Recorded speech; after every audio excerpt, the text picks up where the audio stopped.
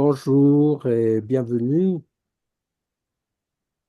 Visioconférence sur un thème frontière, un sujet passionnant qu'on a mis sous le titre des états modifiés de conscience. Et j'ai le plaisir ce soir de recevoir Sylvie Déturliaz et Claude Charles Fourier. Euh, Cette rencontre se déroule dans le cadre de l'IFGAP, hein, l'Institut de formation en Gestalt et accompagnement professionnel, que j'ai eu le plaisir de créer et de diriger. Et dans ce cadre, ben, ces visioconférences ont lieu régulièrement, au moins une fois tous les 2 mois, sur des thématiques spécifiques, en invitant des experts passionnés par leur sujet. Et ça va être le cas aussi pour ce soir. Euh, L'IFGAP, c'est un espace de développement personnel et de développement professionnel, donc de formation. Et en dehors des visioconférences, eh bien, il y a des ateliers, il y a des stages, des formations. Le 17 mai aura lieu une demi-journée d'études sur la gestion des conflits du stress qui sera donc en visio à distance et qui sera prolongé par un stage de 3 jours pour ceux qui peuvent en présentiel, hein, sur ce thème de la gestion des conflits et du stress. Et puis pendant l'été, l'université d'été comprend 3 semaines où là, c'est de l'intensive. On peut venir sur une semaine ou sur les trois, voire pour se former ou approfondir. Je vous invite à consulter le site ifgap.net pour avoir l'agenda des événements. Donc, nous allons rentrer sans plus tarder dans le sujet de ce jour, qui est les états modifiés de conscience. Et j'ai le plaisir de recevoir Sylvie Déturlas, qui est docteur en biologie et qui est à l'origine de l'Institut suisse des sciences noétiques. Et Claude Fourier, Ciao. Claude Charles Fourier, qui est psychothérapeute et qui accompagne particulièrement ce qu'on appelle ces expérienceurs, ces personnes qui vivent ces expériences frontières. Alors, ben vous allez compléter si jamais vous estimez qu'il y a des choses à ajouter concernant votre parcours. Euh, et je voudrais commencer par peut-être Sylvie, et puis Claude Charles, ben, tu complètes aussi, hein, on va faire en interaction de manière tout à fait naturelle. Ma question première, c'est, tout le monde ne connaît pas, c'est qu'est-ce que la noétique?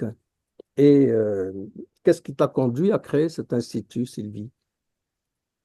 Alors, j'ai déjà répondu. Qu'est-ce que c'est la noétique? En fait, noétique, ça vient du mot noésis, hein, qui est du grec ancien, qui veut dire l'acte de penser.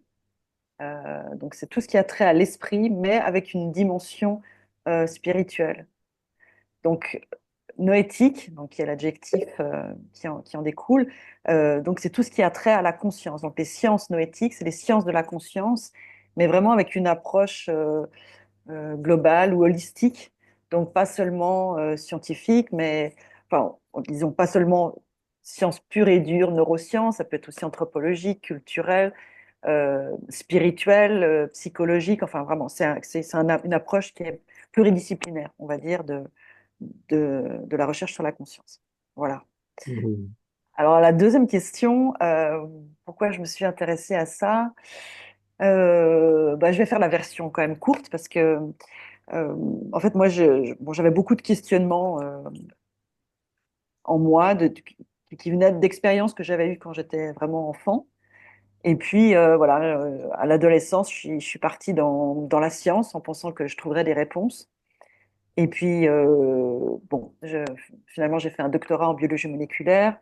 Je me suis rendu compte que les sciences en général évitaient d'aborder toutes ces grandes questions liées à la vie, la mort, la conscience, enfin, qu'est-ce qu'on fait là, d'où on vient, etc. Et puis un jour, une amie m'a parlé d'un livre qu'elle était en train de lire qui s'appelle La Source Noire de Patrice Van Hersel, qui était la première étude francophone enfin, la première enquête, on va dire, journalistique sur les expériences de mort imminente, qui était parue dans les années 80. Et voilà, moi, ça a été vraiment un espèce une révélation, parce que tout d'un coup, je me suis dit, mais voilà, c'est ce que je cherche en fait depuis des années, c'est le moyen de concilier une approche vraiment scientifique et en même temps de faire des recherches dans lesquelles on a forcément ces grandes questions à l'esprit. Voilà. Donc c'était vraiment le point de départ. Et puis, à l'époque, c'était dans les années 90, hein, donc il n'y avait rien du tout. J'avais cherché des labos, des endroits, des organismes qui travaillaient sur ces sujets, puis il n'y avait vraiment rien à l'époque. Des chercheurs isolés, mais pas d'endroit vraiment où j'aurais pu être financée. Donc, au bout de quelques années, j'en suis arrivée à la conclusion que voilà, si ce que je voulais faire n'existait pas, c'était à moi de l'inventer. Et j'ai créé cette, bon, à l'époque, ça s'appelait Noesis, c'était un centre, une association, et puis c'est devenu l'Institut suisse des sciences noétiques, ISNOE, qui est une fondation maintenant reconnue d'utilité publique en Suisse. Mhm. Et Voilà. donc là, vous collaborez avec Claude Charles et comment Claude Charles, la rencontre s'est effectuée avec... Alors, Claude Charles, il est arrivé quand même 5 ans après. Moi, j'ai commencé en 99. Et, et au début, donc, c'était vraiment que sur les expériences de mort imminente. Puis j'ai commencé avec un site internet, une ligne téléphonique, et puis j'ai attendu les premiers contacts. Puis en fait, les premiers témoignages sont assez vite arrivés. Et puis, en fait, très vite, enfin, j'ai reçu des témoignages qui dépassaient le cadre des expériences de mort imminente. Euh, Ça partait un petit peu enfin, pas dans tous les sens, mais il y avait plein. Je me suis rendu compte que c'était un peu l'arbre qui cachait la forêt, qu'il y avait plein d'autres expériences très intéressantes qui étaient en lien avec un état modifié de conscience. Et puis aussi, qu'il y avait vraiment un gros problème, c'est qu'il y a beaucoup de gens qui étaient très, très perturbés avec tout ça, que moi, je pouvais les aider dans une certaine mesure, les écouter, leur apporter de l'information, mais que j'avais besoin on va dire, des compétences d'un professionnel. Et puis, j'ai quand même mis 5 ans à le trouver parce que voilà, je cherchais la personne avec qui il y aurait vraiment un bon feeling. J'avais rencontré des gens, mais bon. Et puis voilà, un jour, Claude Charles est arrivé en 2003. Donc, je sais pas, Claude Charles, si tu veux compléter. Ben, j'ai vu la lumière, j'ai frappé, ouais. On m'a dit d'entrer. Et voilà, je suis entré. Et puis, ce qui J'ai était commencé. bien, ouais, Oui, c'est que Claude Charles, en fait, moi, j'avais cette démarche très scientifique, très objective, voilà. Et puis, Claude Charles, il a amené le côté vécu de l'intérieur, puisque lui, il en parlera peut-être, il a vécu certaines expériences. Et donc, il avait une connaissance de l'intérieur qui lui permettait de savoir comment aider, d'aller plus loin pour aider toutes ces personnes. Donc voilà, c'est pour ça que ça a matché, c'est qu'on avait vraiment deux regards qui étaient très complémentaires et puis que aussi sa façon de travailler m'a tout de suite plu, quoi. Voilà, donc il y avait une complémentarité. Claude Charles, tu peux un peu partager ton expérience, ton parcours par rapport à ce thème? oui, enfin, le fait que je suis entre guillemets un expérienceur justifie le fait que je suis devenu psychothérapeute dans ce domaine bien particulier. Donc, ben oui,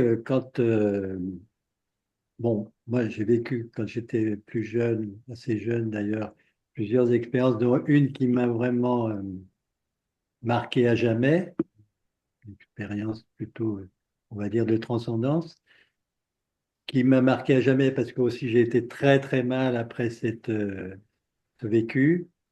Et donc, j'ai dû faire un travail, un gros travail pour retrouver euh, un bon état d'être. Et donc, à partir de là, du coup, ça m'a mené à faire des interventions petit à petit. Les choses se sont précisées comme ça. Et puis, depuis, moi, maintenant, ça fait 35 ans que je fais ce travail avec une spécialisation, après, surtout avec l'Institut, avec une spécialisation sur les états à modifier, bien sûr. Mhm. Alors, tu viens d'évoquer une expérience où ensuite tu étais mal, justement dans les EMI, les expériences de mort imminente. J'entends beaucoup parler plus de ces expériences de tunnels et puis de connexion avec un espace d'amour, voire d'extase. Je caricature, je schématise, hein. Mais Et tu as on raison, parle c'est très ça. peu des expériences qui peuvent être terrifiantes où les gens autour peuvent Ouais, être au contraire très mal. très très mal, oui. Alors, Quelles sont vos observations par rapport à ça? Qu'est-ce que... moi, mon cas personnel, c'est pas une expérience de mort imminente, hein, c'est un Oui. autre type, hein. Mais c'est vrai que là, depuis on reçoit des personnes, on rencontre des personnes, dans le cadre de l'Institut, on a des milliers de témoignages et on a rencontré des milliers de personnes aussi. Donc, au niveau de la connaissance de ce qui se passe dans les états modifiés, de toutes les variations et les possibilités, on est très, on est, je vais dire, on est très, très informé. À savoir d'ailleurs que, après, si on rentre vraiment dans les détails, par exemple sur les expériences de mort imminente, on s'aperçoit que la règle, c'est qu'il n'y en a pas et que le schéma classique, il est là, mais que à chaque fois, il y a une particularité qui est due à la personne qui vit l'expérience. Mhm. Mais par rapport aux expériences négatives, en fait, nous, ce qu'on a, justement, moi, c'est une des premières choses qui m'avait frappée quand j'ai rencontré des expériences, enfin, des personnes qui avaient fait des NDE, des expérienceurs d'NDE, c'est qu'en fait, elles arrivaient toujours en disant qu'elles avaient vécu une expérience extraordinaire, magnifique, très belle, très très forte. Enfin, il y avait les superlatifs, plein plein de superlatifs. Mais en fait, assez vite, je me rendais compte qu'elles n'étaient pas bien avec ce vécu. Tu vois, c'est pas simplement parce qu'elles. Alors, il y a certains cas d'expériences négatives, hein, vraiment, qui sont traumatisantes. On pourra en parler après, mais le problème, c'est que ces personnes-là, souvent, elles ne viennent pas chercher d'aide parce qu'elles sont tellement traumatisées qu'elles n'arrivent même pas à parler de ce qu'elles ont vécu. Donc, nous, on a finalement assez peu de témoignages de personnes qui ont vécu des expériences négatives, ou alors elles nous ont envoyé des témoignages par écrit, mais en disant qu'elles ne pouvaient pas en parler. Enfin, on en a très peu. En 25 ans, franchement. Je sais pas, on en a peut-être eu une dizaine, une quinzaine, comparé à des centaines de témoignages positifs. Alors que vraiment, elles auraient besoin d'aide, malheureusement, ces personnes. Mais ce qui est intéressant, c'est que les personnes qui disent qu'elles l'ont bien vécu, en fait, assez vite, on se rend compte qu'elles le vivent mal au quotidien. C'est-à-dire que cette expérience, elle est justement tellement trop, elle est tellement éloignée de nos cadres, de nos référentiels, elle remet tellement de choses en question. Des fois, c'est des gens qui n'avaient pas du tout de connaissances, hein, de ces phénomènes-là. En général, ils ne savent pas à qui en parler, la famille est dépassée, les médecins ne veulent pas en entendre parler. Donc, ils se retrouvent seuls pour assimiler quelque chose qu'ils ne comprennent pas. Alors, maintenant, moins, mais moi, quand j'ai commencé, même il y a 30 ans, les gens se demandaient s'ils étaient fous avec ça, est-ce que c'était normal d'avoir vécu ce genre de choses. Et puis aussi parce que souvent, alors, il y a deux choses déjà. Il y a un décalage entre cette expérience absolument magnifique, mais après, il faut retrouver une vie normale qui leur paraît souvent un peu fade, ou aussi, après cet amour inconditionnel, ben, les rapports humains, ça leur paraît souvent mesquin. Enfin, il y a plein de choses comme ça ils deviennent hypersensibles, hyper émotifs. Et ils sont exacerbés à plein de niveaux. Et puis, aussi, si la personne avait une certaine fragilité, par exemple, oui, des problématiques psychologiques, mais qui n'avaient pas été vraiment conscientisées, l'expérience peut faire éclater tout ça. Ça peut faire remonter tout ça au grand jour. Et puis, bah, c'est des choses dont on ne parle pas tellement. Je crois qu'on a un peu été les premiers à en parler, mais tout ça combiné, il y a des gens qui font des dépressions graves, profondes, après des NDE et même avec des tentatives de suicide. Et ça, c'est quelque chose, voilà, qui est un petit peu, presque un peu tabou dans le milieu des. On donne toujours cette vision extrêmement idyllique, un peu bisounours. Et en fait, ben non. En fait, Ouais. ça prend beaucoup d'années à- pour atterrir, pour intégrer, pour en faire quelque chose, en fait, de cette expérience. Il faut Oui. observer que toutes les expériences ne sont pas de la même intensité. Non Même plus. une expérience de mort imminente, il y en a qui sont très très fortes, très pointues, puis il y en a d'autres, c'est quand même un truc assez léger, hein. Et le fait aussi, les personnes qui vivent une expérience négative, souvent, elles n'ont qu'une envie, c'est de l'oublier. C'est pour ça aussi qu'elles n'en parlent pas, hein. En parler, c'est déjà réactiver la chose, hein. Alors, c'est vraiment celles qui ont été très traumatisées, on va dire, par le vécu, qui vont s'adresser à ce moment-là à quelqu'un, à un thérapeute, hein, pour pouvoir aller comprendre et aller plus loin dans ce qui s'est passé. Mais c'est ça qui est aussi intéressant d'observer, c'est que souvent, dans le cadre de, si l'expérience, le déroulement de l'expérience va se faire souvent suivant l'état d'être de la personne dans son vécu habituel. Son niveau, on pourrait dire presque son profil psychologique va jouer sur son vécu au niveau de l'expérience. Oui, donc l'intégration de cette expérience est en relation aussi avec le vécu, le passé de l'expérienceur, hein. Ah, Ouais. oui, Exactement, oui. Oui, ouais. oui. Là, j'étais il y a quelques années, je ne sais pas si vous y étiez, il y a eu un congrès international à Marseille sur les EMI. Et il y avait tous les ténors là, du monde qui étaient là. Et c'est vrai qu'on bon, on mettait en avant, en évidence avant tout les expériences positives. Tout ce qui peut être post-traumatique, c'est pas du tout évoqué, hein. Moi, en tant que thérapeute, j'ai aussi eu l'occasion d'accompagner de temps en temps des personnes qui ont fait ces expériences-là ou des corporations. Oui, Et c'est vrai que bon, ben, il faut avoir un travail, il y a un travail d'intégration qui est à faire, hein. oui. Et en même temps, il y a des gens qui reviennent, et j'en connais, et j'en ai rencontré, qui reviennent transformés de cette expérience-là, qui ont un Voilà, rapport à la vie, à la mort qui est complètement transformé. Complètement. Complètement, c'est ça. exactement, tout à Il n'y a fait. pas de règle de nouveau. Ouais. Oui, Voilà, c'est ça. Ouais. voilà, Chaque situation est singulière. voilà. On a beaucoup mis, voilà, les chercheurs ont beaucoup mis le focus sur ces cas-là qui sont, c'est vrai, très impressionnants où les gens reviennent transformés, ils vont changer de vie, ils ont des valeurs, ils changent de valeurs, ils changent Ils ont des dons, ils ont ils ont des... des dons, ils sont plus altruistes. Mais voilà, mais c'est pas la majorité quand même. C'est pas la majorité. Mais c'est impressionnant, mais c'est pas la majorité. Il y a des gens chez qui ça fait presque office de psychanalyse accélérée en fait. Ils avaient effectivement des problèmes avant et ils vont comprendre des choses dans l'expérience qui les libèrent complètement. Ça, on en a eu des cas comme ça.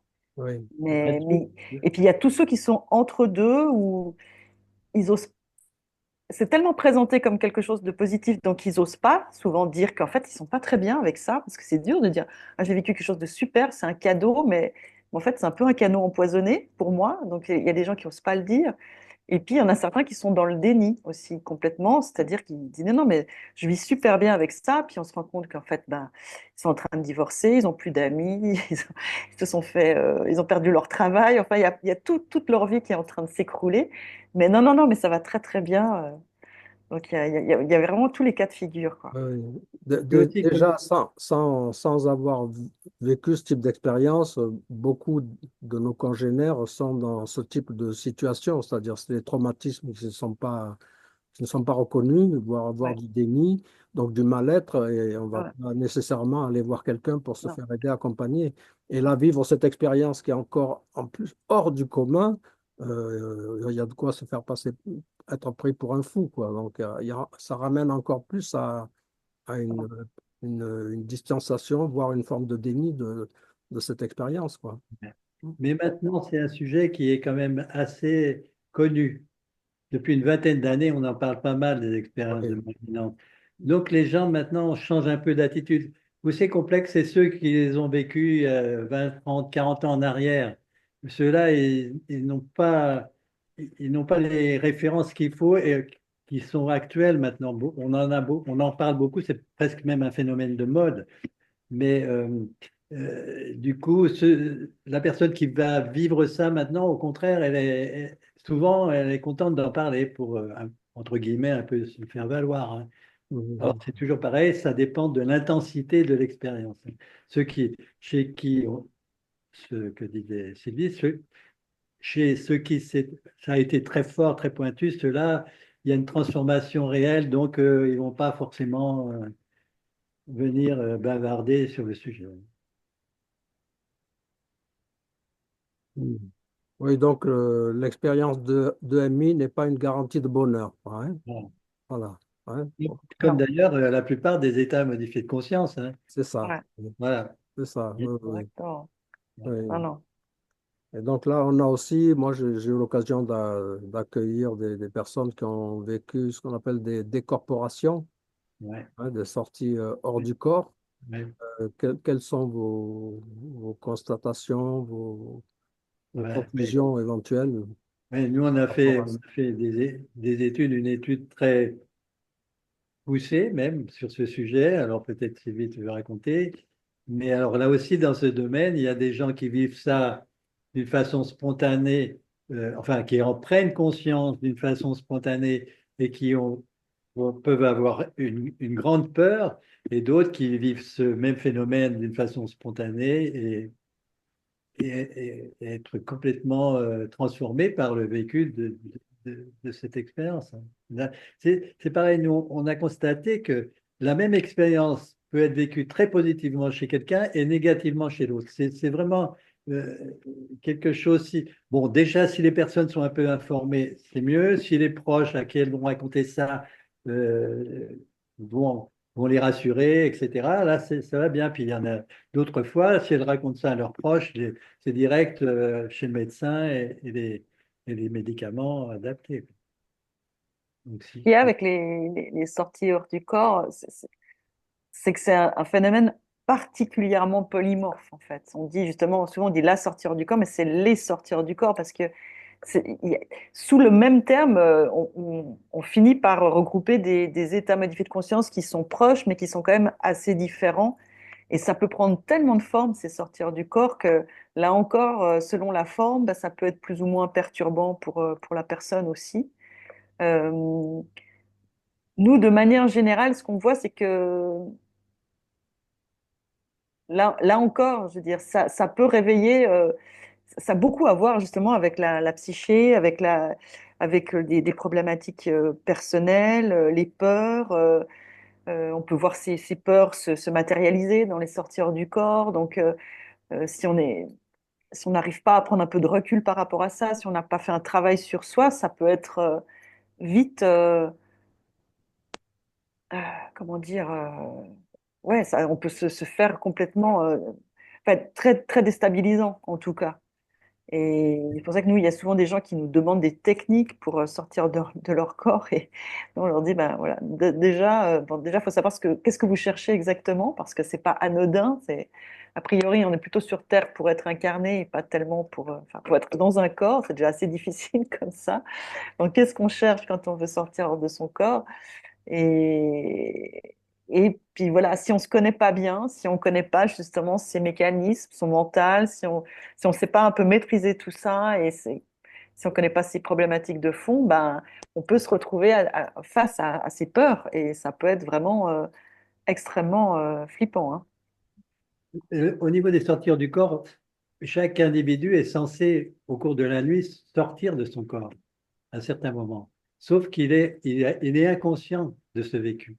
Et ce qui se passe, c'est qu'à certains moments, certaines personnes, alors c'est plutôt à l'endormissement, au réveil ou dans des insomnies, tout d'un coup, ils vont prendre conscience de leur vécu.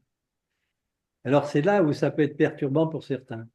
Après, parce que c'est généralement la sortie hors du corps, va se faire généralement la nuit pendant le sommeil ou la sieste ou des choses comme ça. Ou alors, il y a des sorties de corps. Alors celles-là, elles sont vécues dans les 9 dixièmes dans l'inconscience, puis parfois dans la conscience. Il y a des personnes qui vont les vivre alors qu'elles sont éveillées avec certaines choses qui vont. Généralement, c'est une réaction émotionnelle qui va le déclencher ça. Ça peut être la peur ou des choses comme ça.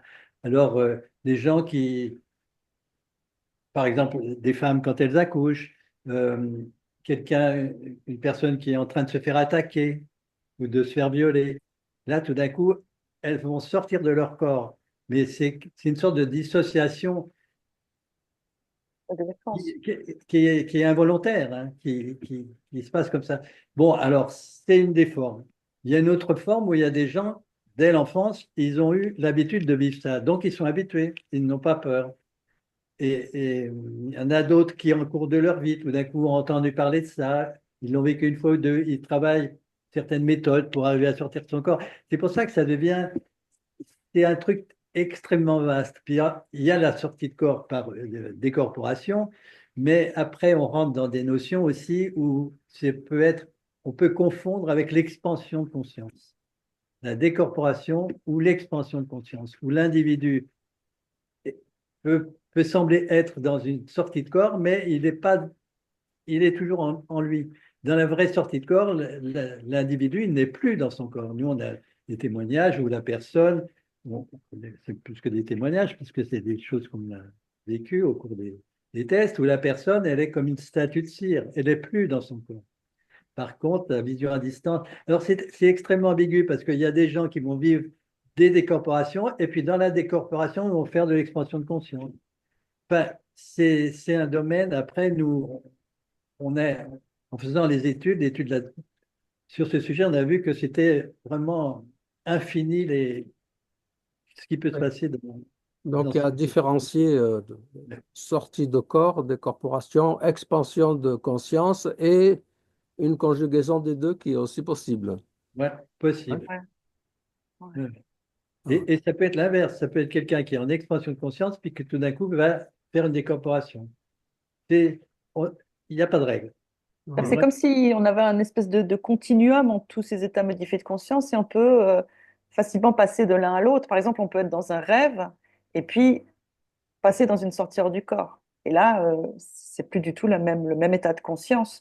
Ou au contraire, d'une sortie hors du corps, rentrer dans un rêve.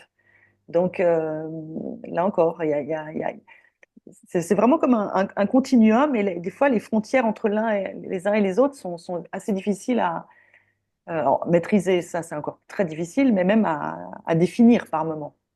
Alors, il y en a, ils vont sortir de leur corps pour rester dans leur contexte, dans leur pièce ou dans leur maison, etc.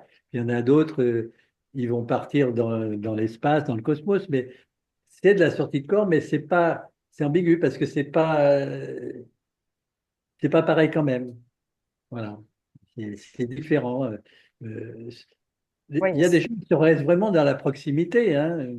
Nous, on a un témoignage de quelqu'un qui s'est entraîné, et puis il sortait de son corps avec beaucoup de difficultés, à tel point que un jour, il est resté coincé à moitié dans les placards de sa cuisine, hein. Vous voyez, il y a des trucs très étranges qui peuvent se passer, enfin, coincé au niveau d'une sorte de première incorporation, mais pas vraiment, parce que sinon, il serait mort, c'est sûr.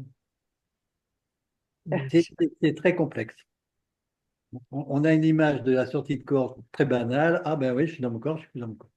Parce que là, il faut faire entrer tout ce qui concerne les paralysies du sommeil, le somnambulisme et tout ça, quoi. Mhm. Oui. Enfin, nous, c'est ce qu'on a constaté à travers notre recherche dans ce domaine, hein. Mhm. Oui, la question d'expansion de conscience aussi, ça me rappelle dans ce congrès à Marseille où une jeune femme marocaine est partie dans l'espace, en fait, à partir de son expérience de MI, d'expérience de mort imminente, Ouais. et puis est revenue avec des connaissances en physique.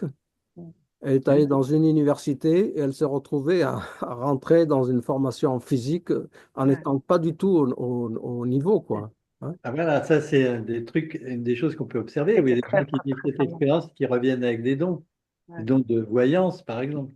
Oui, Oui, et puis souvent avec des connaissances. Des et fois, des ils ont perdu connaissances. une partie de leur. Je pense à une personne qu'on connaît bien. Elle a perdu une partie de sa culture générale. Par contre, des trucs de géographie ou d'histoire qu'elle avait complètement oublié.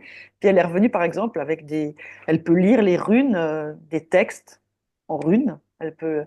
Voilà, elle ne sait pas d'où ça lui vient, mais elle s'est rendue compte qu'elle pouvait lire et d'autres écritures anciennes. Voilà. Donc, des fois, c'est la physique, des fois, très souvent, c'est la physique qui revient aussi. Donc, c'est extrêmement étonnant, ouais. J'ai un peu l'impression que c'est comme si leur conscience a été. C'est souvent des gens qui ont été jusqu'à cette dernière étape de la NDE, qui est cette fusion avec la lumière, en fait, qui est cette lumière d'amour et de connaissance, où là, on a l'impression que c'est comme si leur conscience, voilà, parce que souvent, ils disent à ce moment-là, ils ont eu toutes les réponses à toutes les questions, voilà, ils ont tout, ils savaient tout. Bon, ils savent plus ce qu'ils savaient, mais ils savaient qu'ils savaient. Et puis des fois, on a l'impression qu'ils reviennent avec une partie. C'est comme si voilà, leur conscience s'est fondue avec quelque chose de plus grand et a ramené, et en se reformant, a ramené des connaissances qu'ils n'avaient pas avant. Ça fait partie des grands mystères de la NDE. Ouais. Et si on revient aussi sur les sortir du corps où les gens restent dans la proximité, ils peuvent se rencontrer, ils peuvent se voir. Par exemple, nous, on a l'exemple d'une mère de famille, elle, en sortie de corps, elle voit ses enfants qui sont eux-mêmes en sortie de corps. Mais des fois, ils se voient pas. Des fois, ils se voient. C'est très étrange. Et, et Donc, puis, il faut que c'est-à-dire qu'on peut être en sortie de corps et ne pas être conscient d'être en sortie de corps. Comme on ouais. peut rêver et ne pas être conscient qu'on est en train de rêver. Donc souvent, il y a des gens qui nous décrivent qu'en sortie de corps, ben, ils ont vu quelqu'un qui dormait. Et en général, alors, c'est ce qui est décrit, hein, ça c'est nous on rapporte ce qui est vraiment, ça c'est les témoignages. Ben, la personne qui dort peut sortir de son corps et se trouve à l'extérieur, mais elle peut être en train de rêver et ne pas être consciente qu'elle est à l'extérieur de son corps, par exemple. Et elle va se créer voilà, son environnement de rêve. Et parfois, ben voilà, à ce moment-là, elle va prendre conscience qu'elle est en sortie de corps, mais pas forcément. Donc, ça a l'air d'être une faculté, en tout cas relativement naturelle, et effectivement, comme le disait Claude Charles, qu'on expérimente tous toutes les nuits, mais voilà, tout le monde n'est pas, la majorité des gens n'en sont pas conscients, en fait. Et si on en parle, après, chaque personne peut dire, mais oui, c'est vrai, une fois, j'ai eu l'impression, c'était un cauchemar, j'avais l'impression que j'étais collé contre le plafond ou je sais pas quoi, mais en fait, c'est qu'il y a eu une mini prise de conscience pendant la sortie de corps. Ou, ou quand on a Quand on l'impression qu'on revient, tombe ouais, dans de son tomber. corps, cloum, ça fait un choc comme ça, ou comme une Ouais, chute. tout le monde a eu cette sensation. Ouais. Des fois, on s'accroche presque à son oreiller, on se réveille et on a l'impression on vient de tomber de quelque part. Ça. C'est une sensation qui est assez commune et qui correspond à ce que ceux qui vivent des sorties de corps conscientes ressentent quand ils reviennent dans leur corps pendant la nuit, par exemple. Donc, qui correspond à ce. Il peut faire penser que effectivement, ce serait ce qu'on vit tous. Mais il y a une ambiguïté là entre les expériences de mort imminente et les sorties de corps parce que la sortie de corps est une phase dans les Voilà. ENI, mais pas toujours, mais souvent. Et c'est d'ailleurs pour ça que nous, on a fait ces études, c'est ce que je veux dire. Nous, on a fait l'étude sur la sortie de corps par rapport aux expériences de mort imminente parce que c'était la seule facette qui était exploitable concrètement. D'un point de vue scientifique, objectif, qui était objectivable d'un point de vue scientifique. Mais du point de vue scientifique, au niveau de la pensée dominante, tout ça, c'est le fruit de produits biochimiques, électriques. Ouais, c'est des Vraiment, productions vraiment. du cerveau et beaucoup c'est vu comme des hallucinations, hein. Ouais. Rien Ah, à voir complètement, avec la ça réalité. Hmm. c'est attristant, mais voilà, comme on est dans ce paradigme matérialiste, ils ne peuvent pas envisager que ce soit autre chose.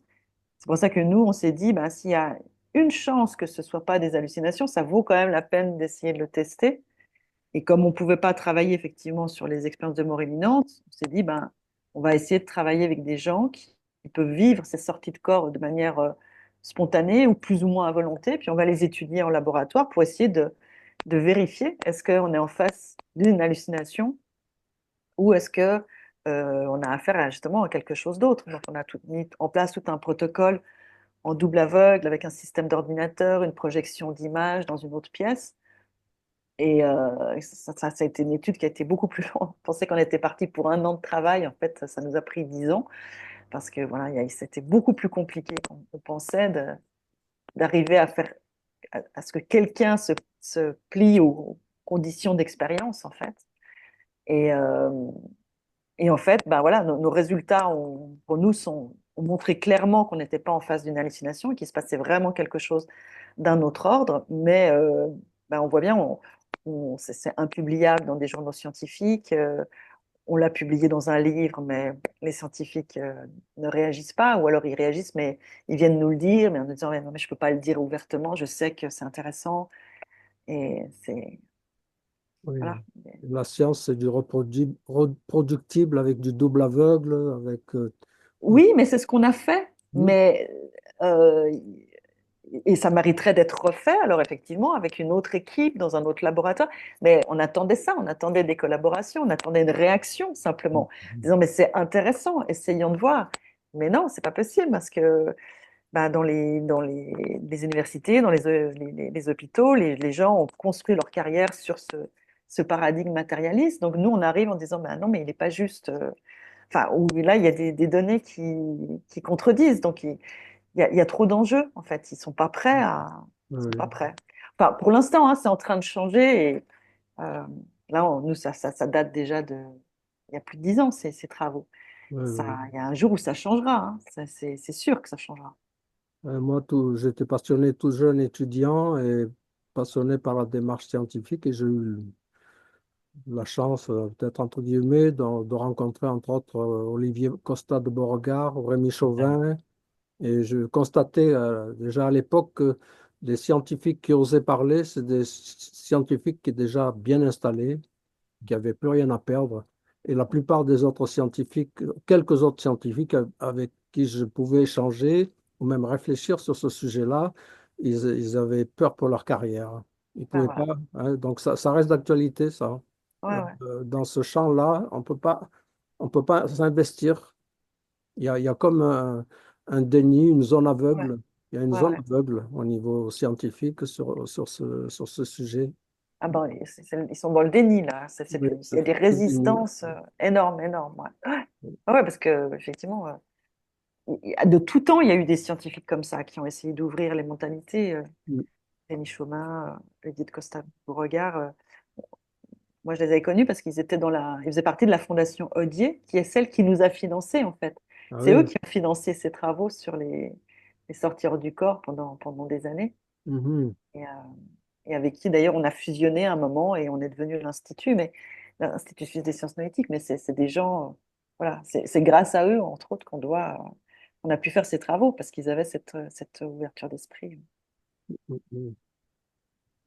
Donc, j'y pense, je me rappelle vous avez produit un livre hein, qui est remarquable, hein. Alors, on le voit pas bien.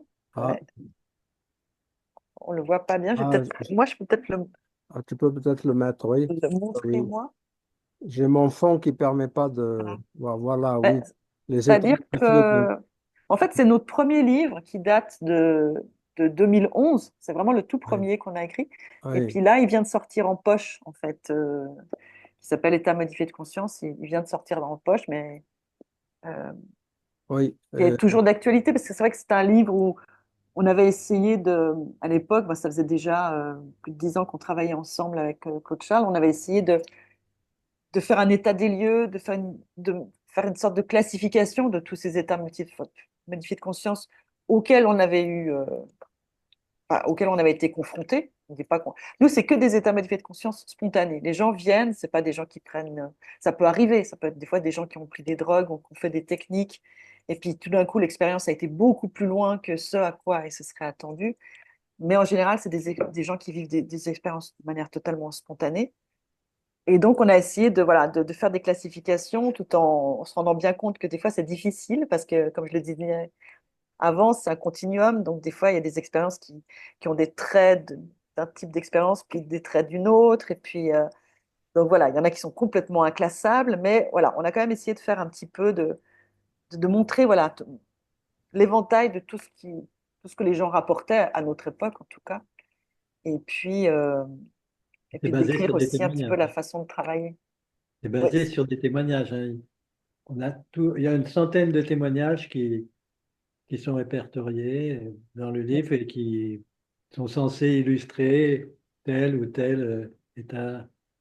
Mais le livre, c'est pas que ça. Après, on a Eh oui, la oui. première partie, près de la moitié, c'est vrai que c'est tous ces témoignages et cette classification. Et puis la deuxième, on a déjà fait justement un état des lieux scientifique, bon, qui là, par contre, n'est plus à jour, puisque 2011, il y a quand même des choses qui se sont passées depuis. Et montrer historiquement, voilà, toute la recherche qui avait été faite sur les états modifiés de conscience. Et puis, dans la troisième partie, euh, bah, là, c'est plutôt justement le travail qu'on propose et que Claude Charles a amené. Comment on travaille avec ces personnes, qu'est-ce qu'on essaye de faire, Euh, voilà, une partie plus, on va dire, psychothérapeutique. Et puis la fin, on est parti sur quelque chose de plus, même spirituel, en fait, en essayant de dire, mais qu'est-ce que ça nous dit finalement de- de la conscience et de la réalité, tous ces états modifiés de conscience. Oui, Donc donc voilà, c'est un livre qui est un petit peu, qui part du très concret et on va vers le très abstrait vers la fin. voilà, donc moi, il m'est arrivé un peu tard, je l'ai eu que hier, j'ai pas eu le temps de le lire, mais je l'ai parcouru et il est vraiment très très dense et très très très fourni. Et il a l'air vraiment très très riche, vraiment.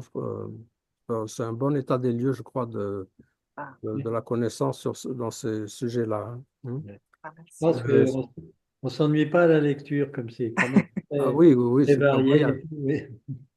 Oui, Ouais, il y oui, a beaucoup, on l'a rendu, ouais, on a vraiment mis beaucoup de témoignages parce que c'est vrai que oui, oui.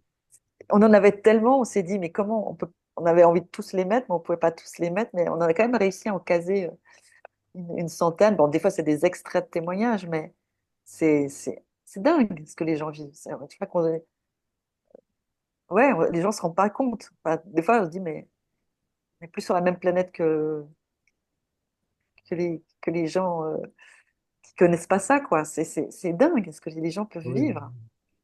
Et Bon, c'est on sort pas indemne de ce type de parcours, d'expérience et de Non, recherche. Hein. non, non, on s'en sort pas indemne, c'est sûr. Oui. Donc, se pose la question de cette conscience. Qu'est-ce que c'est que cette conscience finalement? Cette expansion de conscience, modification de conscience, tous ces termes-là, qu'est-ce que ça veut dire? Qu'est-ce que ça dit? Ça? ouais. Ouais. Là, le problème, c'est que c'est un mot qui en- c'est un mot fourre-tout, le mot conscience, Ouais. hein. Oui, c'est ça. Alors, bon, de quelle conscience on parle? De la conscience de soi, de la conscience ultime, de la conscience. Enfin, c'est le problème. Le problème, il est sur le terme lui-même, parce que c'est un mot wagon. D'ailleurs, dans le livre, on part d'une question, on dit, mais état modifié de conscience, mais par rapport à quoi? Ouais. S'il y a des états modifiés de conscience, donc ça veut déjà dire qu'il y a un état de la conscience qui n'est pas modifié. Mais alors, qu'est-ce que c'est cet état de la conscience qui n'est pas modifié? Et bon, à la fin, nous, on présente un peu ce qui, nous, est notre modèle, qui était déjà le cas à l'époque, puis qui s'est confirmé par la suite, d'ailleurs, on n'est pas les premiers à le dire, c'est pas que c'est pas notre modèle, c'est la vision qui nous paraît la plus juste pour rendre compte de tous ces états, Mm. c'est de dire finalement, tout notre monde, toute la réalité est une L'expression. émanation d'une conscience unique, mais qu'à l'origine, c'est la conscience, que la matière, finalement, c'est plutôt quelque chose d'assez illusoire, et que nous, on est comme euh, des consciences individuelles, ben, on est des condensations aussi de cette conscience unique euh, qui après peut former des corps et puis qui nous permet d'entrer dans différents états modifiés de conscience et que tous ces états modifiés, c'est des changements de fréquence en fait qui nous permettent d'accéder à différentes dimensions de cette réalité. Donc on arrive à quelque chose d'assez compliqué. Enfin, ça peut donner l'impression que c'est compliqué, mais en même temps, ça permet de tout expliquer en fait. Autrement qu'en disant c'est des hallucinations. Voilà. On pourrait dire, oui, que la conscience est le substrat de toute manifestation. Le substrat Ah, de toute manifestation. Ouais, l'essence de la réalité, en fait. Ce serait une conscience. alors après, il y a des questions qui viennent, mais pourquoi? Pourquoi, pourquoi il y a, pourquoi la conscience? Ah, c'est des questions sans fin après quand on rentre là-dedans. Mais enfin, si on voulait la simplifier, au plus, ça pourrait être ça, le substrat de la manifestation, encore plus simple, quelle qu'elle soit et sous quelle forme que ce soit. On retrouve ce qui est un peu dit dans les traditions orientales, hein. C'est dit avec d'autres mots, mais finalement, c'est des concepts qui sont connus depuis des millénaires par certaines traditions qui sont c'est elles non pas par des expérimentations scientifiques, mais par des vécus, hein, un vécu voilà, qui ont atteint certains états qui leur ont permis voilà, de comprendre certaines choses. Et, et nous, on a une approche de l'extérieur, eux ont une approche de l'intérieur, et puis gentiment, ben, on a l'impression que ces deux courants finalement arrivent à se rejoignent en fait dans ce même modèle, parce que cette idée d'une conscience unique qui serait à l'origine de tout, elle est quand même en train de faire son chemin, même chez les scientifiques. Il y a même certains neuroscientifiques qui commencent à l'envisager. Alors c'est encore vraiment le début, mais c'est quand même une idée qui est en train de faire son chemin. Mais quand on se rend compte qu'elle est absolument pas nouvelle, puisque voilà, il y a plusieurs des traditions millénaires qui en parlaient déjà, en fait. Et si on rentre dans la notion de manifestation, et là, on rentre dans l'infini des possibles. C'est-à-dire que toute manifestation, il y a une infinité, on peut vraiment dans le terme de l'infini, de manifestations à partir de la manifestation. L'infini des possibles. Ça, c'est vraiment quand on veut aller très, très loin au niveau d'une certaine compréhension de la conscience. C'est-à-dire qu'à partir du moment qu'on dit que c'est la conscience qui est créatrice de tout et de la matière, tout devient possible, en fait. Tout est envisageable.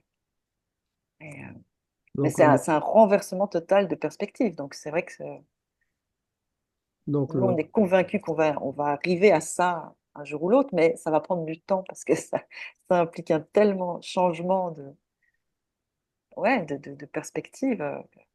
C'est Quand on perturbant. regarde, ça va très loin parce que euh, l'infini et l'éternité, c'est une manifestation de la conscience, bizarrement. Ouais, parce que c'est l'espace et le temps. donc le modèle, c'est celui ce qui sera appelé une conscience unique de Oui, laquelle découleraient les infinités des manifestations. voilà. Ouais, Ouais. Pour on peut être, résumer ça comme ça. voilà, pour être au Euh, plus synthétique. D'ailleurs, Olivier Costa de Beauregard, à l'époque où j'étais étudiant, avait fait quelques émissions sur France Culture où il rapportait, il faisait des liens entre la physique quantique, déjà à l'époque, hein, c'était les années 70, donc c'est pas hier, et puis eh ben, les observations de sages orientaux, ouais, où là, il fallait être vraiment bien dans ses sabots, dans ses baskets, puisque tout le modèle du monde rationnel est complètement vol en Ouais, éclat, quoi. ouais, Ouais. c'est exactement ça. Ouais, ouais. En fait, c'est vrai que c'est vraiment l'avènement de la physique quantique qui a ouvert la voie vers ce changement de paradigme. Mais bon, ça a déjà 100 ans et on voit que les scientifiques, ils traînent les pieds pour changer de regard. Mais c'est vrai que c'est hyper intéressant. Il y a un livre aussi qui s'appelle Le Tao de la physique. Euh, j'ai plus le nom de l'auteur, là je l'avais, mais je l'ai perdu. Qui est très intéressant, où il compare justement tout ce tous les principes de physique quantique et ce qu'on retrouve dans ces, ces textes anciens, ce qui est dit sur la base d'expérience, en fait. Mhm. Et c'est vrai que ça dit la même chose, en fait. C'est ça qui est vraiment étonnant. Et Ouais. après, quand on redescend d'un étage, on retombe justement dans le côté polymorphe des états modifiés, c'est-à-dire la personne qui va entendre des voix, l'autre qui aura des manifestations énergétiques, enfin, euh, tout ce qui concerne l'extra, entre guillemets, ordinaire. Puisque après les états modifiés, évidemment, c'est des manifestations différente de la manifestation habituelle de la conscience dans certains moments. Et, et nous, les êtres humains, on est soumis à ça, à avoir justement, à prendre conscience de la conscience, mais des fois, ça vient de l'extérieur, parce qu'un vrai travail, c'est par l'intérieur qu'on va accéder à la compréhension plus ou moins vécue de la conscience, mais souvent c'est l'extérieur qui vient frapper l'humain pour qu'il puisse entrer dans, par son vécu dans une certaine compréhension justement de la conscience. Alors ça passe par des trucs très, très bizarres comme entendre des voix, comme avoir une montée énergétique, etc. Plein, plein de trucs, sortie de corps, etc. Oui, j'ai aperçu dans votre livre rapidement il y a cette histoire de montée énergétique. Ou ce qu'on appelle la Des Kundalini. témoignages, des observations. Vous pouvez en parler un petit peu? Ben oui, la Kundalini, ça c'était alors moi quand j'ai commencé, c'est vraiment quelque chose. Maintenant on en parle plus, mais à l'époque vraiment c'est quelque chose dont on parlait pas du tout. La Kundalini, c'est un terme sanskrit hein, qui décrit en fait l'énergie vitale qui serait enfermée à la base de la colonne vertébrale au niveau du sacrum. Et puis en temps normal, il y aurait une toute petite quantité d'énergie qui circulerait dans le corps et qui nous permettrait de vivre. Et, et dans certaines conditions, alors en Inde, il y a des pratiques d'une forme de yoga qui permettent d'activer en fait cette énergie. Mais chez nous, ben voilà, il y a des gens qui vivent ça de manière totalement sauvage et spontanée. Et donc cette énergie, quand elle s'active, elle va remonter le long de la colonne vertébrale euh, et, et remonter le long des différents chakras et jusqu'à quand elle se déploie complètement, sortir par le sommet du crâne. Et à partir de là, justement, la personne fait une expérience plutôt transcendantale où elle va aller fusionner avec le tout, avec le divin. Voilà, c'est une expérience très forte. Mais c'est une expérience qui peut soit des fois être très brutale, c'est-à-dire que tout d'un coup, paf, le truc se produit en une fois. Mais souvent, ça va s'étaler sur des mois, voire des années. Et des gens ont des montées énergétiques, c'est-à-dire qu'ils ont des symptômes physiques parce qu'il faut voir ça un petit peu comme, je sais pas, un câblage électrique où on essaye de faire passer du 10 000 volts dans un câblage qui est pour du 220, ou en tout cas un câblage qui est encombré. En fait, on a plein de blocages, on a plein de tous nos traumatismes psychologiques, nos blessures, etc. Ça fait que l'énergie ne circule pas bien. Chez la majorité des gens, on ne peut pas dire que l'énergie circule bien. Et là, en fait, cette énergie, en remontant, elle va créer des douleurs, souvent physiques. Elle peut créer des mouvements incontrôlés du corps. Elle va créer des remontées émotionnelles, des remontées de souvenirs, des phénomènes aussi un peu paranormaux. Les gens vont entendre des voix, vont avoir des intuitions. Enfin, il y a toute une kyrielle de symptômes comme ça euh, qui peuvent être vraiment violents et en général, les gens vont avoir tendance à bloquer le processus parce que ça leur fait peur, hein. Quand on vit ça et qu'on ne sait pas ce que c'est, on se dit qu'on est en train de devenir fou. Je pense encore maintenant, il y a des gens, s'ils vont voir un psychiatre, ben, on les met sous. Alors, dans le meilleur des cas, ça va être des antidouleurs, mais en général, ça va être des anxiolytiques, voire des neuroleptiques. Nous, on a eu des gens qui ont été médicalisés hein, vraiment fortement pour des choses comme ça. Et donc, ils vont bloquer le processus, alors qu'en fait, il faut vraiment l'accueillir pour qu'il, au contraire, le favoriser pour que cette énergie puisse circuler le mieux possible. Et Des fois, il y en a qui vivent des sensations de chaleur intense. chaleur intense, voilà, la sensation de brûler, en fait. Et c'est décrit dans la tradition indienne comme un serpent enfin, qui est levé à la base de la colonne vertébrale et puis qui va remonter le long de l'épine dorsale, comme ça, et puis finalement sortir par le sommet du crâne. Mais oui, les chaleurs intenses, hein, j'ai pas dit, l'impression de brûler de l'intérieur. Il y a des gens qui passent leur nuit dans la douche, dans une baignoire d'eau froide, parce qu'ils ont l'impression qu'ils sont en train de brûler. Donc, c'est vraiment des symptômes qui peuvent être très, très, très violents et qui sont pas du tout connus chez nous. Donc, nous, on a vraiment fait beaucoup, on a essayé de faire beaucoup de conférences. Moi, je fais des conférences auprès des médecins parce que c'est dramatique en fait. Si on médicalise quelqu'un qui est en train de vivre un phénomène comme ça, c'est pire que tout en fait. Donc, Et comme, et comme donc, toujours, c'est des réactions émotionnelles qui déclenchent. oui. La plupart des états modifiés, c'est une réaction émotionnelle. Alors, Souvent. spécialement celui-ci. Ouais. Ouais, les gens, ça peut être à la suite d'une séparation, d'un deuil, ou alors des soins aussi énergétiques, des gens qui vont Voilà, faire du aussi. reiki ou des choses comme ça. Et tout d'un coup, voilà, ce phénomène peut se produire Du ma- Oui, C'est une pas séance facile. avec un magnétiseur, ça peut déclencher. Oui. Donc, j'entends que pour ce type de vécu, d'expérience, la psychiatrie n'est pas la bonne réponse. Non, Alors, il me ça vient la permet question de comment vous accompagnez-vous ces expérienceurs, puisque vous ben, êtes des déjà amis. en les informant de ce qu'ils vivent. Hein.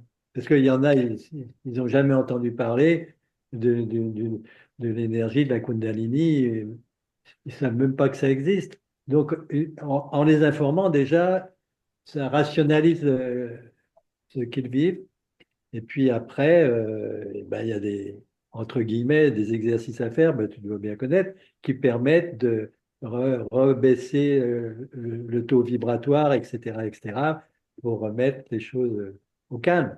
Mais ça passe beaucoup justement par la compréhension de ce qui a été le déclencheur, c'est-à-dire ces réactions émotionnelles, les causes, etc. Et puis, c'est comme pour les NDE, souvent ça va réveiller des problématiques. Donc il y a tout l'accompagnement psychoanalytique classique. Puis à côté de ça, des pratiques pour aider le corps à gérer cette énergie. Mais comme l'a dit Claude Charles, souvent 50% du travail, voire plus, c'est simplement de leur expliquer ce qu'ils sont en train de vivre. Parce que tout d'un coup, voilà, ça met des mots sur un truc qui avait l'air complètement délirant. Pour eux, c'est un soulagement énorme. Et puis ensuite, on peut aussi baliser le terrain. C'est on leur dit, ben, ça peut évoluer comme ça ou comme ci. Ou, voilà, on essaye de les. Et du coup, ben, ils sont un peu préparés aussi à ce qui peut se passer. Ils ne sont pas étonnés ou ils ne sont pas. Voilà. Mais c'est un accompagnement qui peut durer, ça, hein, sur le temps. Il y a des gens qui. Ça va durer pendant 2, 3 mois, puis après, ça se calme. Après, bon, voilà, ils n'ont plus besoin de nous. Puis après, une année après ou 2 ans après, hop, ça recommence. Donc, c'est un phénomène qui est très, très curieux, en fait, dans sa manifestation. Il y en a qui se sont tellement habitués qu'ils sont déçus si ça disparaît, qu'ils aimeraient que ça continue. Parce que ça amène en même temps une qualité de vie complètement différente. Alors, ah, c'était trop bien. Oui, puis c'est vrai que bah, j'ai parlé vraiment du côté négatif, mais ça peut aussi, tout d'un coup, la personne peut entrer dans des états de béatitude, vraiment d'extase. Enfin, ça peut être aussi des choses extrêmement positives, hein. Il y a le meilleur, enfin, comme dans tout, hein, il y a le meilleur et le pire, quoi. Et ça peut aussi, Oui, ouais, il peut y avoir un phénomène où si ça s'arrête, ils sont un petit peu tristes aussi, hein. mais le truc le plus simple qu'on peut observer sur les états modifiés de conscience, c'est que suivant le vécu, ça peut être très positif ou éventuellement négatif. C'est ça, c'est vraiment, c'est un truc assez spécial. C'est ça, quand on parle des états modifiés, c'est que c'est quelque chose de très positif et en même temps, c'est quelque chose qui peut être vécu négativement. Pas négatif. Ah, Mhm. d'où Et, l'intérêt d'en parler, oui, d'informer, de de connaître. connaître. Ah oui, donc Parce ça. que souvent, la personne, elle est mal parce que tous ses proches lui disent, mais c'était fou, là, faut t'enfermer et hop, on le met à l'hôpital. Alors qu'il vit un processus, je dirais presque classique pour quelqu'un qui connaît. Et à partir du moment où on va lui dire, mais regarde, c'est normal, ce que tu vis, c'est ça, ça, ça, ben ça y est, il n'y a plus de problème. Et puis, il intègre le processus d'une façon positive et ça sert à sa construction personnelle. Oui, donc ça retrouve toujours la question du sens. Ouais. Et quand le professionnel soignant a un cadre de référence qui est restreint, donc il renferme l'expérience de l'autre dans son cadre. Voilà. Ouais, Et dans certains cas, ben, c'est une psychiatrisation qui est délétère, quoi. Mm. Ouais, exactement. exactement. La question du sens, ouais. Souvent, c'est ça le travail, c'est les accompagner dans trouver leur sens. Qu'est-ce qu'ils vont donner comme sens aussi à leur vécu? Et c'est s'adapter à ce que, voilà, vraiment, c'est un accompagnement. Ça peut être un sens psychologique, ça peut être un sens spirituel, ça peut être, voilà, ça peut prendre la forme que certaines personnes vont pas aller forcément jusqu'au même niveau, quoi. Donc, Des fois, c'est un par peu exemple, s'adapter à chacun. avec les gens qui entendent des voix, des fois, c'est là où ça devient complexe, parce que nous, on a beaucoup de témoignages aussi. de gens qui, de- dans leur vie, qui tout d'un coup se mettent à entendre des voix ou une voix qui leur parle. Et la plupart on a tellement été conditionnés eux-mêmes à parler de schizophrénie, tout d'un coup, ils pensent qu'ils sont schizophrènes, alors qu'en vérité, ils entendent vraiment des voix. Nous, on a plein d'exemples comme ça. Et alors, s'ils en parlent à leurs proches, c'est là, ça devient souvent catastrophique, parce que pour les proches qui connaissent rien là-dedans, ils disent, mais t'entends des voix, mais oh là là, t'es schizophrène. En fait, Et- le gros problème dans tous ces états modifiés de conscience, c'est la peur. Dès que la peur s'en mêle, euh, l'expérience va prendre une tournure qui peut être très, très désagréable et quelque chose qui était très positif peut devenir très négatif parce que le mental, justement, dans ces états-là, en plus, est créateur, enfin, le mental est créateur, mais dans ces états-là encore plus. Et voilà, si les gens sont dans des états d'angoisse, ben voilà, les sorties de corps, ça peut être horrible. Les réveils de Kundalini, ça va donner des symptômes qui sont beaucoup plus pénibles à vivre. Donc, toujours, l'idée, c'est toujours aussi de revenir à dédramatiser, calmer le mental, les aider à maîtriser leur mental, etc. Expliquer ce qu'il se passe, dont il s'agit, oui. Ouais, Moi, vraiment. il y a quelques années, j'ai co-animé une formation avec un ami psychiatre, justement, où on conjuguait une approche qui s'appelle voice dialogue ou dialogue intérieur Ouais, et la gestalt. Et cet ouais, ami psychiatre maintenant récuse le terme de schizophrénie, ouais. hein. Et il accueille les processus qui sont là avec cette approche qui fait que bon, ben, nombre de ces personnes-là deviennent des pères aidants. Certains, ils étaient venus avec son équipe et il y avait des pères aidants, des entendeurs de voix qui étaient des Voilà. pères aidants professionnels. Mais il y a tout le réseau des entendeurs de voix maintenant. Enfin, ça fait Mm. des années que ça existe, Ouais. mais c'est vrai que notre regard sur ce qu'on appelait la schizophrénie a quand même heureusement un peu évolué. Et puis certains psychiatres considèrent que c'est des phénomènes voilà, qui font partie de la richesse de la psyché et certaines personnes arrivent à... Voilà, c'est une caractéristique, mais c'est pas toujours considéré comme schizophrénie, heureusement, mais bon, c'est encore pas gagné quand même, hein. Alors, ça devient ambigu aussi par rapport aux personnes qui peuvent entendre des voix. C'est pareil, il faut qu'il y ait quand même un travail au niveau psychologique parce que, bon, moi j'ai un cas bien précis où une personne, elle entendait positivement des voix, puis tout d'un coup elle a eu des problèmes dans sa vie et elle a basculé dans la schizophrénie parce qu'elle s'est mise, elle, à créer des voix négatives parce qu'elle avait tellement l'habitude d'entendre des voix positives que pour elle, c'était normal d'entendre des voix, mais comme elle avait des problèmes dans sa vie, c'est devenu négatif. Mais là, c'était elle qui créait des voix et ce n'était pas les voix de l'extérieur. Bon, il a fallu faire un travail pour qu'elle arrive à faire la dissociation des deux. Et tout d'un coup, le côté schizophrène a complètement disparu et elle s'est remise à entendre les communications positives. Mm. Donc, c'est toujours pareil. Chaque cas est un cas particulier, mais ça peut être vraiment une bénédiction de vivre ce genre d'état parce que c'est vraiment une ouverture sur autre chose. C'est vraiment un pas en avant dans l'évolution de l'être.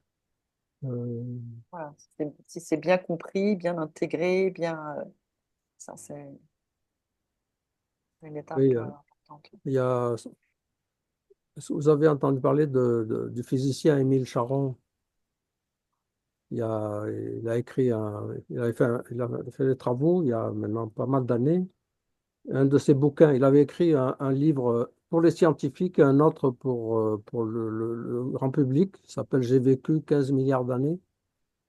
Ah, j'ai déjà Et, entendu ça, Ouais, oui. ouais, je l'ai et pas lu. le- J'ai entendu ça, oui. voilà. Et ce qu'il a, moi, ce qu'il avait apporté m'a vraiment intéressé et je le gardais à l'esprit. Il disait qu'il y a un élément dans l'univers qui ne meurt jamais, c'est l'électron, et qui se charge continuellement d'informations.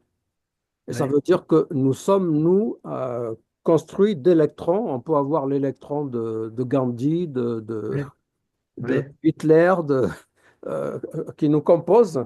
ouais, Et donc, dans certains États aussi, nous pouvons accéder à des informations y compris des électrons Ouais, de l'univers, quoi. ouais, Hein. ouais, ouais, ouais. ouais, Donc, nous avons l'univers en nous, je sais plus, ouais, C'est exactement. exactement ça. Ouais, ouais, J'avais trouvé ça intéressant. Donc, dans un certain état de conscience, nous pouvons accéder et voir nous identifier et ouais, devenir l'information qui est dans cet électron. Hein. Ouais, exactement. ouais, ouais. J'avais trouvé ça très, très passionnant. Ouais, Et devenir l'univers. ouais. Voilà, Et c'est ça. c'est un processus holographique, ça, quelque part, hein, aussi. Chaque Hmm. particule, elle est le tout, quelle que soit la particule. Hmm. Donc, c'est ça. Oui, Enfin, donc la question et la difficulté, c'est d'accueillir la réalité de ces expériences voilà, avec respect voilà, et, toujours.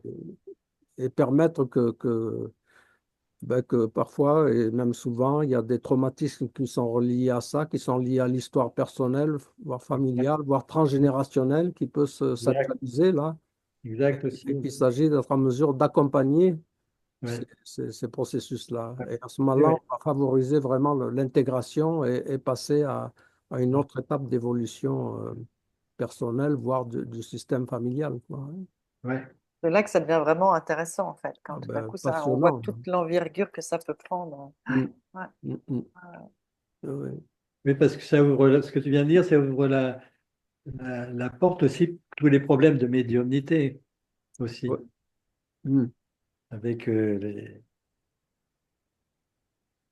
les autres plans de réalité, le premier plan où il y aurait les défunts, etc., etc., ouais.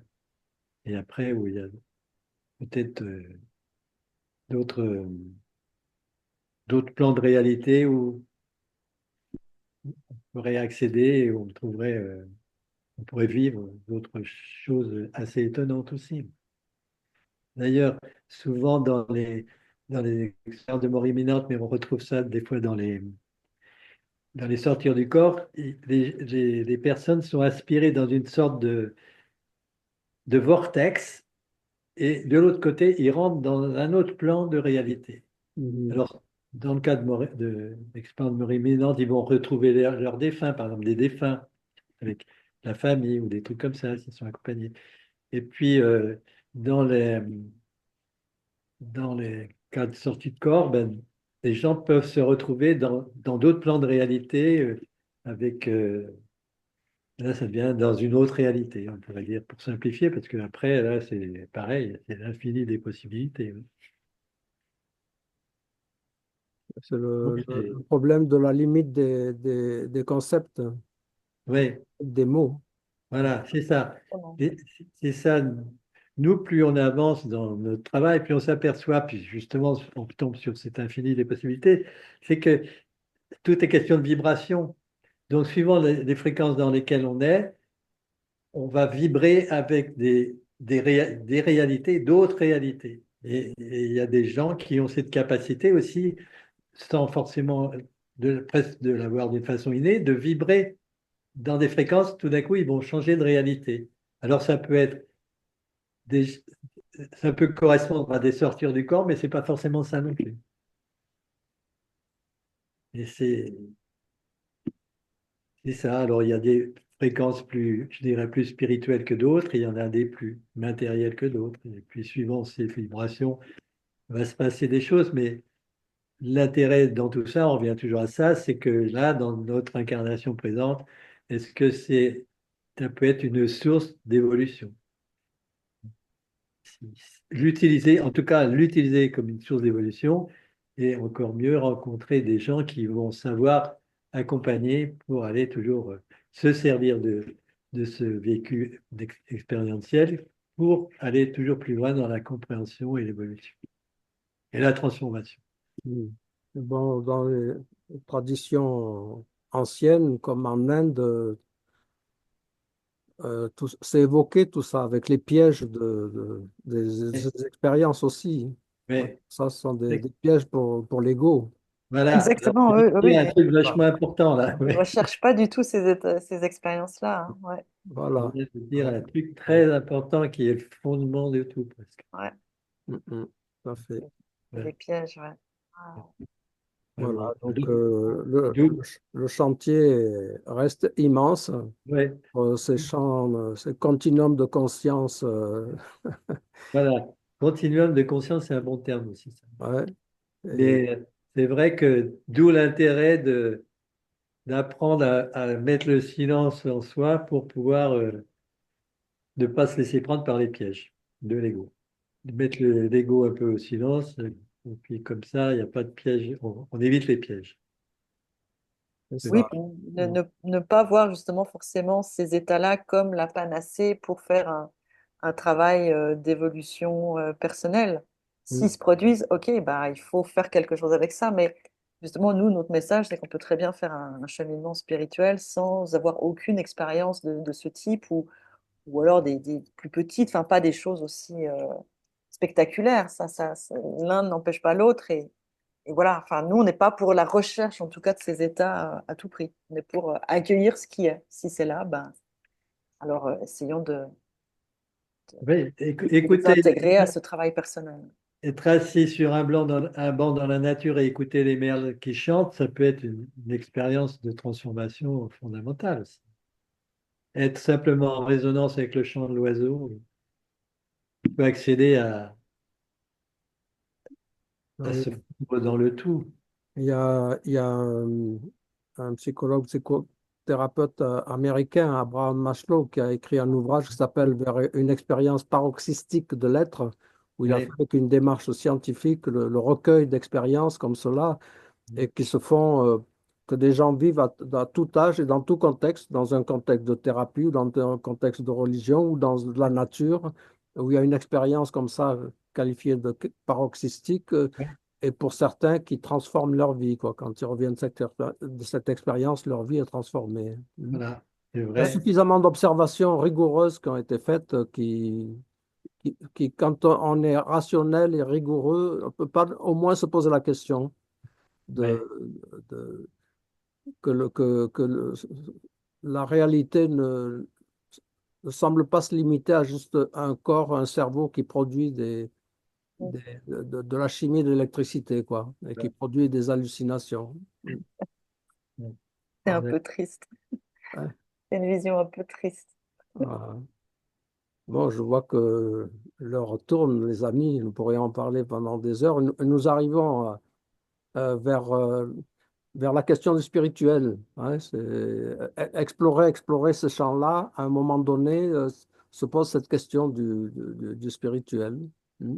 ouais, Voilà. ouais, Donc, ouais, je tout à fait. propose que nous restions sur cette question-là, qui nous Ouais, Voilà. appartient Voilà. à chacune, à chacun. Et ben, j'encourage à la lecture de ce livre, L'état modifié de conscience, chez J'ai lu, que vous avez produit. J'ai une ouais, amie aussi, Michel Rouet, qui a écrit un livre qui s'appelle Chemin aux éditions Véronne et où elle a une expérience thérapeutique et personnelle très riche, où elle partage, témoigne pas mal d'expériences personnelles en lien avec notre sujet là. Le chemin aux éditions Véronne par ok. Michel Rouet. Et donc, les états modifiés de conscience, Michel Sylvie Rouet encore. Delbaz et Claude de Charles Fourier, Ouais, chez J'ai lu. ouais, C'est un plaisir de partager ce moment avec vous. ouais. Ben, plaisir pour nous Mais aussi. pour plaisir partagé, oui. À remettre un jour. Et puis, bon, ben, je pense que nous aurons l'occasion de d'autres partages. Nous avons Ben, encore avec plaisir. partagé. Hmm. Avec plaisir, oui. Avec plaisir. Alors, Merci pour l'invitation. comme vous êtes en Suisse, je dis, je vous dis à tout le monde, tout de bon, hein, Tout bon. Ah tout de ouais. bon. Et tu vois, d'ailleurs, moi, j'avais pas de lampe sous la main, j'ai pas pu allumer, mais donc on voit que l'obscurité m'envahit. Oui, que- Donc, il va falloir que je oui, disparaisse dans l'obscurité. il Voilà, est temps, petit à petit, je disparais dans l'obscurité. tout à Ça, fait.